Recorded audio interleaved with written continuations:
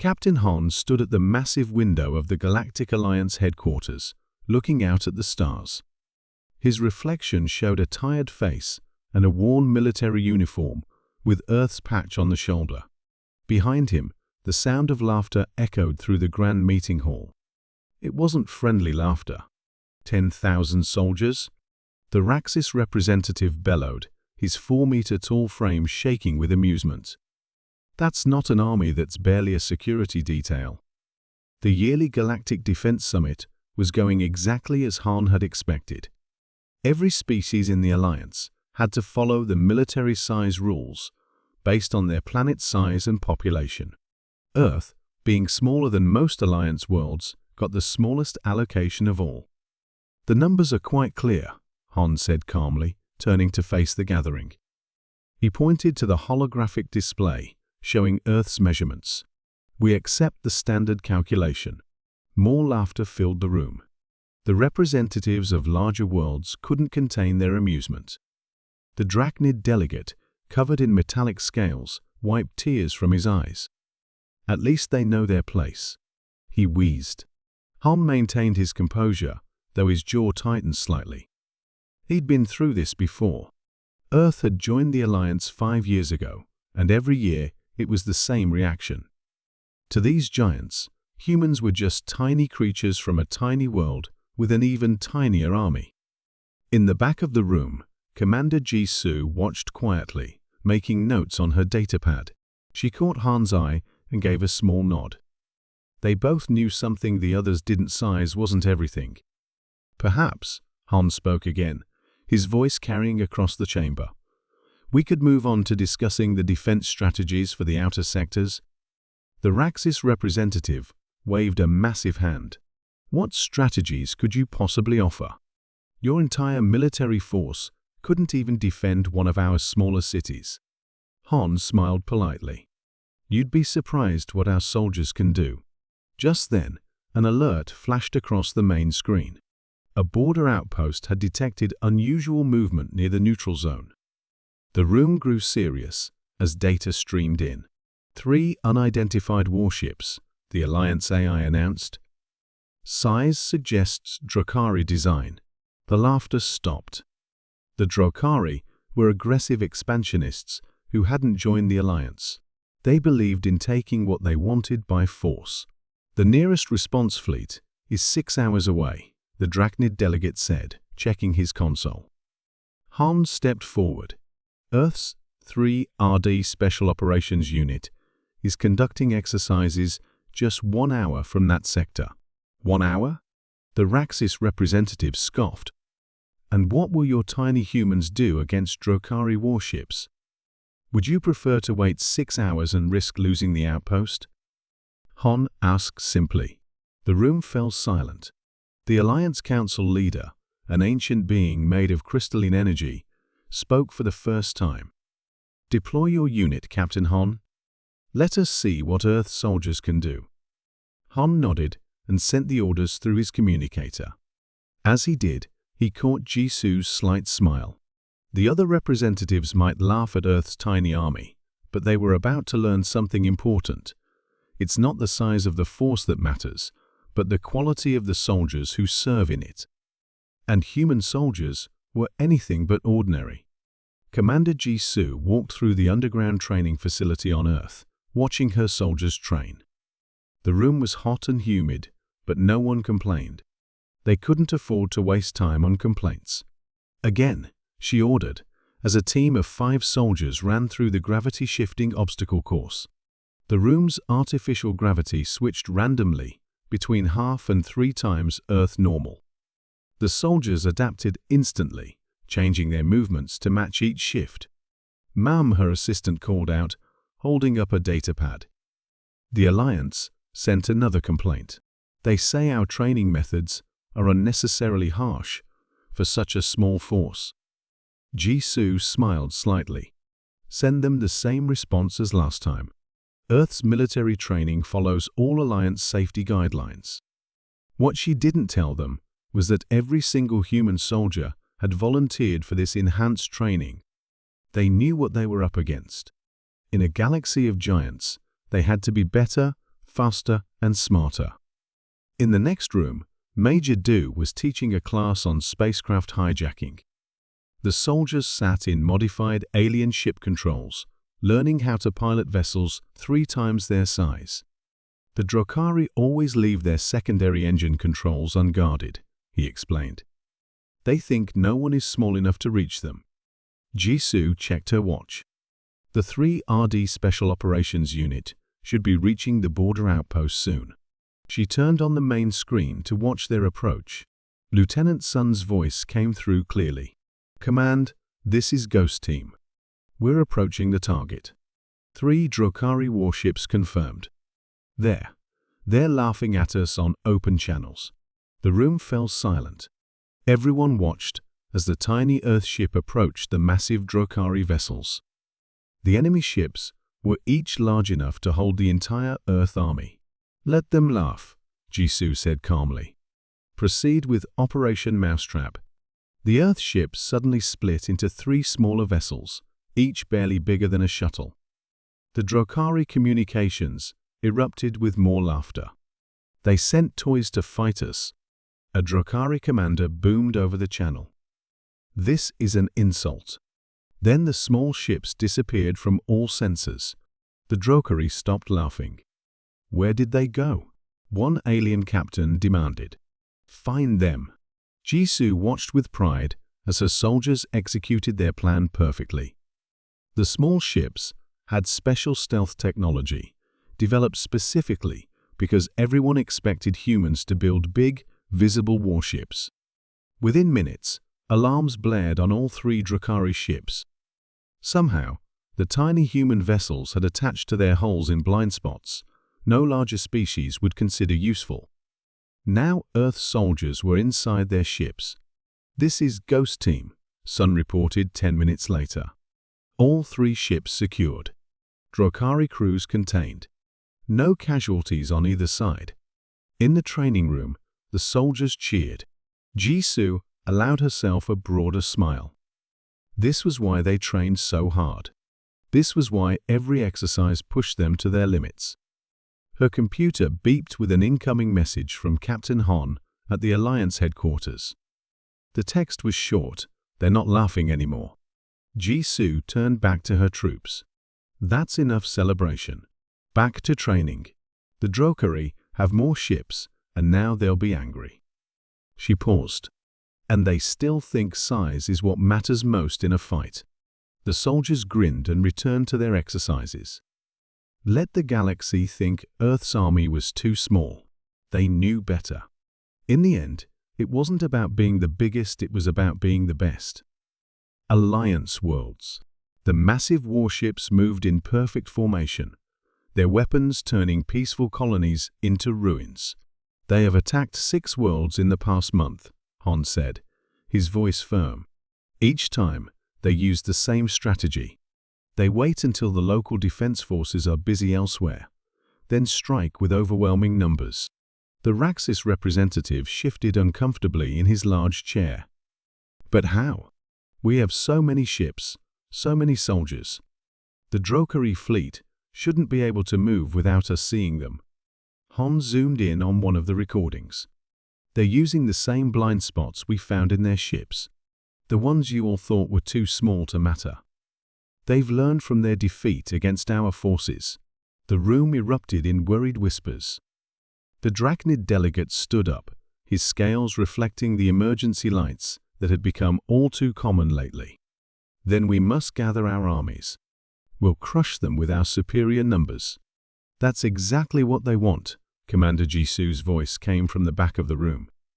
She walked forward, carrying a small device. "Look at this data. The Drukari aren't just attacking, they're herding our forces." She pressed a button, and a map appeared above the council table. Red dots showed Alliance armies moving to defend different worlds. As they watched, the pattern became clear. Each movement left other worlds vulnerable. "They're playing with us," Han explained. "Using our own size against us. Big armies are slow to move. The Drukari strike, then disappear before our forces arrive.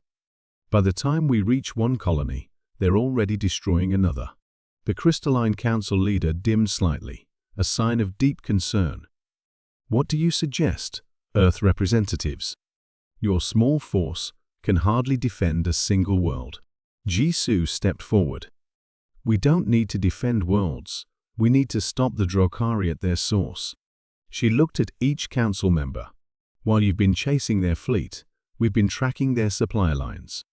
Even a massive army needs fuel, food, and ammunition. She showed another map, this one marking tiny dots across space. These are their hidden supply bases. Too small for your sensors to notice, but perfect for ships like ours. Supply bases? The Raxis representative laughed, but it was nervous laughter now. What good will attacking supplies do against their enormous fleet? Hans smiled. It wasn't a happy smile. Ask yourself, what happens to the biggest ship in the galaxy when it runs out of fuel? What happens to the strongest army when it runs out of food? The room fell silent. The council leader's crystalline form brightened slightly. You wish to deploy your forces against these supply lines? Yes, Jisoo answered. Small teams, quick strikes. While their fleet keeps playing cat and mouse with your armies, we'll cut off their resources. They'll never see us coming. Because they're still laughing at our size, Han added. Just like you all did. That's their weakness. They think bigger is always better. The council chambers stayed quiet for a long moment. Finally, the council leader spoke. Very well. You have permission to proceed. The ancient being's voice carried a hint of curiosity. Show us what your tiny army can really do. Han and Jisoo bowed and left the chamber. As they walked out, Han glanced at his commander, ready to prove them all wrong again. Jisoo's eyes gleamed with determination. Our soldiers have been ready since day one. The Drokari just don't know it yet. Lieutenant Sun crouched in the ventilation shaft of the mining colony's main building. Through a small gap, he could see 50 Drokari soldiers stomping through the hallway below. Their heavy boots shook the metal floor with each step. Team positions, he whispered into his communicator. Team Alpha in position, came the first response. Engineering level secure. Team Beta, ready. We have eyes on the civilian shelter. Team Charlie in place. Reactor room locked down. Sun smiled. 20 human soldiers had already taken control of the colony's vital areas, and the Drokari hadn't noticed. They were too busy searching the main corridors, expecting to find large groups of defenders. This is too easy, a Drokari commander growled below. Where are the Alliance forces? This colony is supposed to have 500 defenders. Another Drokari laughed. Maybe they ran away when they saw our fleet. 20 ships should scare anyone. Sun pressed a button on his wrist computer. All teams, execute planned silent night. Suddenly, all lights in the colony went dark. The Drokari soldiers stopped marching, confused. Their night vision was poor. They came from a world with 3 suns and never evolved to see well in darkness. What's happening? The commander shouted. Get those lights back on. But the lights didn't come back on. Instead, a fine mist began spraying from the air vents. The Drokari didn't notice it. It was odorless and invisible. But within minutes, their movements became slow and clumsy. I feel strange, one soldier mumbled, before sitting down heavily. Sun watched as the sleeping gas did its work. Commander Jisoo had developed it specifically for Drokari biology. Soon, all 50 soldiers in the hallway were sleeping peacefully. Teams report, Sun ordered. Alpha here. All Drokari in engineering level sleeping. Beta, reporting. Civilian area secure. No Drokari made it this far. Charlie team. Reactor room clear. They never even tried to come down here. Sun climbed down from the vent. Begin civilian evacuation. Quietly. For the next hour, human soldiers led colonists through the dark hallways, stepping carefully around sleeping Drokari. Their small size made it easy to move through maintenance tunnels and emergency passages the Drukhari had ignored. "This is impossible." The Drukhari fleet commander's voice boomed over the colony's communication system. "How are the life pods launching? Our sensors show no large ships in the area." He was right. There were no large ships, just tiny human shuttles, darting between the massive Drukhari vessels, too small and fast to track properly. "Sir," a Drukhari officer reported, "we're getting strange readings from the colony. All our ground forces. They appear to be unconscious." "WHAT?" the commander roared. "How? By whom?" Sun picked up a colony communicator. "This is Lieutenant Sun of Earth's 3 ARD Special Operations Unit. Your ground forces are sleeping safely. All civilians have been evacuated. I suggest you leave before we decide to test more of our special gases on your ships." There was a long silence. Then the Drukhari fleet began to move away, slowly at first, then faster. "This isn't over," the commander threatened. "We'll be back with an even bigger force." "We'll be waiting," Sun replied calmly. "Though you might want to ask yourself if 20 humans could defeat your 50 soldiers and evacuate an entire colony from under your nose, what else can we do?" The Drukhari ships disappeared into hyperspace. Sun looked around at the sleeping Drukhari soldiers and smiled. His team had just evacuated 3,000 civilians without firing a single shot or losing a single life. Size, he thought, definitely wasn't everything. The Alliance emergency alarm blared through every speaker in the headquarters. Red lights flashed as representatives rushed to their seats. On the main screen, dozens of Drukhari fleets appeared, attacking worlds across the galaxy. They're hitting everywhere at once. The Drachnid delegates' scales had turned pale with fear. "Our forces are spread too thin." Captain Han watched the chaos unfold. The Alliance's massive armies were trying to respond, but they were too slow, too visible. The Drukhari had learned from their earlier defeats. They struck hard and fast, then jumped away before the Alliance's big ships could arrive. Commander Jisoo walked to the center of the room. Her uniform was wrinkled. She hadn't slept in 2 days. "We have a plan," she announced, "but you won't like it." The council leader's crystalline form flickered with interest. "Speak, Commander." Jisoo pressed a button, showing a map of human military positions. "We want to split our entire force into small teams. Send them deep into Drukhari space." The room erupted in protests. "Your whole army is only 10,000 soldiers. That's suicide. You'll be outnumbered 1,000,000 to 1. "Exactly," Han said firmly, silencing the room. "They're looking for big armies. They're ready for massive battles. But they're not looking for small teams of highly trained soldiers." Jisoo pointed to key positions on the map. "Our soldiers have trained for this. Small units hitting critical targets. We don't need to match their numbers. We just need to break their ability to fight." The Raxis representative stood up, shaking with anger. "This is madness. You want us to pin our hopes on your tiny army? While our worlds burn. Your big armies aren't saving those worlds either," Jisoo shot back. "Our soldiers can slip through their defenses. Strike where they're weakest. Turn their size against them." Major Du stepped forward. He had just returned from a mission, his uniform still covered in dust. "We've already mapped their supply lines, their command centers, their communication hubs, places they think are too small to bother guarding well. Give us 3 days, Han said quietly. If our plan fails, you can go back to throwing huge fleets at them. But if it works... The council chamber fell silent. On the screens, more distress calls kept coming in. More worlds under attack.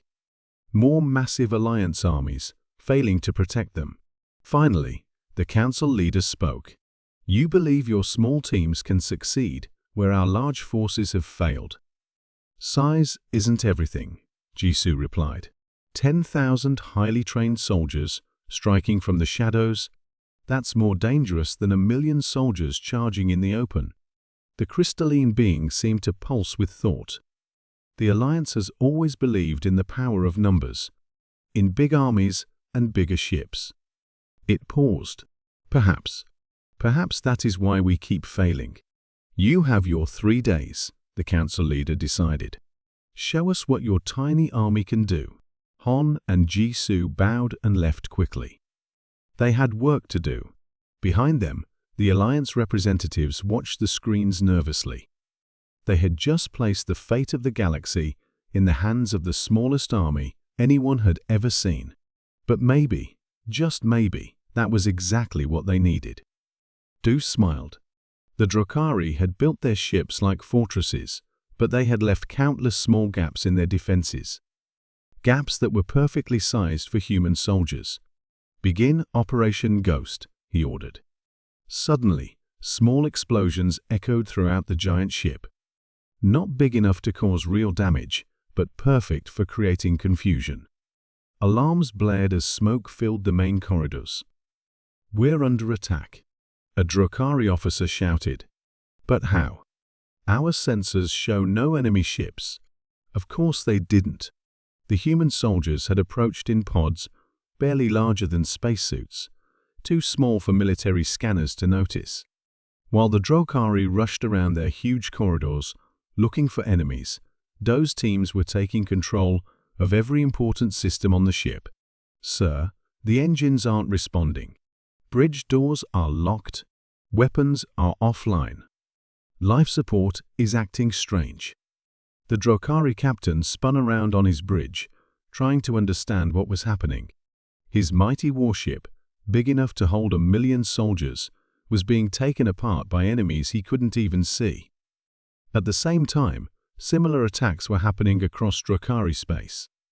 Teams of human soldiers struck their biggest command centers, their most important supply bases, and their key communication stations. The Drukhari had built everything too big, too obvious, too easy for small, well-trained teams to infiltrate. This is impossible, the Drukhari captain shouted as his ship's systems fell one by one. Show yourselves, cowards. Major Do activated the ship's main screen, showing his face to the bridge crew. This is Major Do of Earth's Special Forces. Your ship is under our control. The captain laughed, but his voice shook with fear. You? Tiny humans. How many soldiers do you have? 75. Do answered honestly. That's all we needed. Your ship is so big, you never thought to guard against small infiltrators. That was your mistake. Across the galaxy, Earth's 10,000 soldiers were proving the same point. The Drukhari's huge fleets found themselves blind and helpless as human teams disabled their ships from the inside. Their massive armies couldn't fight an enemy they couldn't find. Surrender now, Do told the captain, or watch as we take apart your entire ship piece by piece. The Drukhari captain looked at his useless controls, his locked doors, his powerless weapons. His mighty warship had been defeated by a force he had thought too small to matter. How? He asked quietly. How did you do this? Do smiled. You thought size was everything. You built bigger ships, bigger weapons, bigger armies. But you forgot something important. He paused. Sometimes, the smallest soldier can be the most dangerous. The captain looked at his defeated crew, then back at the screen. We surrender.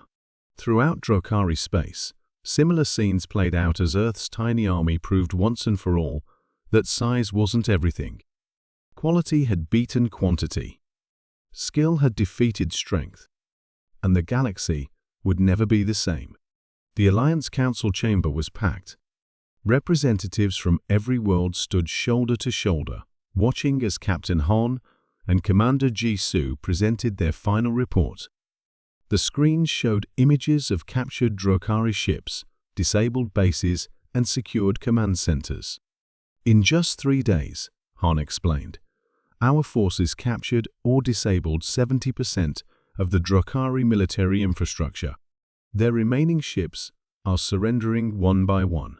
The Raxus representative shook his massive head in wonder. 10,000 soldiers. Just 10,000 soldiers did all this? Yes, Jisoo said simply. Because we trained them to be the best, not the biggest. Lieutenant Sun stepped forward. He had just returned from his final mission. The Drokari never thought to guard their small spaces. They built huge ships with tiny weak points. They made giant bases with small access tunnels. He smiled. Perfect for human soldiers. The council leader's crystalline form glowed brightly. You have changed everything we thought we knew about warfare, about strength. Major Du nodded. Size can be a weakness. The bigger you are, the more blind spots you have. The larger your army, the slower it moves. The Drokari learned this too late. We want your soldiers to train our forces, the Drachnid delegate announced suddenly. Teach us how to fight smart, not just big. Other representatives quickly agreed. The chamber filled with voices asking for human training, human tactics, human wisdom. Jisoo held up her hand for quiet. We will help. But first, you must understand something. She looked around the room. Our success wasn't just about being small. It was about thinking differently, about turning weakness into strength. Han stepped forward. Every species has different strengths, different sizes, different abilities. The key isn't to copy humans, it's to learn how to use your own unique traits effectively. The council leader rose. Then let this be the beginning of a new era. No more shall we measure strength by size alone. No more shall we laugh at those who are different. As if to prove the point, a group of newly captured Drokari commanders was led into the chamber. They looked confused, defeated, but also curious. How? One Drokari asked simply. How did such a small force defeat us? Captain Han walked over to them. Now he could look them in the eye without feeling small. Because true strength isn't about how big you are. It's about how smart you fight, how well you train, how effectively you use what you have. The Drokari commander was quiet for a moment. Then he laughed, not mockingly, but with genuine understanding. We spent so long building bigger ships, bigger weapons, bigger armies. And we were defeated by soldiers small enough to walk through our ventilation systems. The galaxy is changing, Jisoo announced to the chamber. The age of mindless expansion, of believing bigger, is always better, that's over. Now we enter an age of skill, of intelligence, of using every advantage wisely. As the chamber erupted in applause, Han looked at his fellow humans with pride. They had done more than win a war. They had changed how an entire galaxy thought about strength. No one would ever laugh at Earth's tiny army again. But more importantly, no one would ever again mistake size for strength.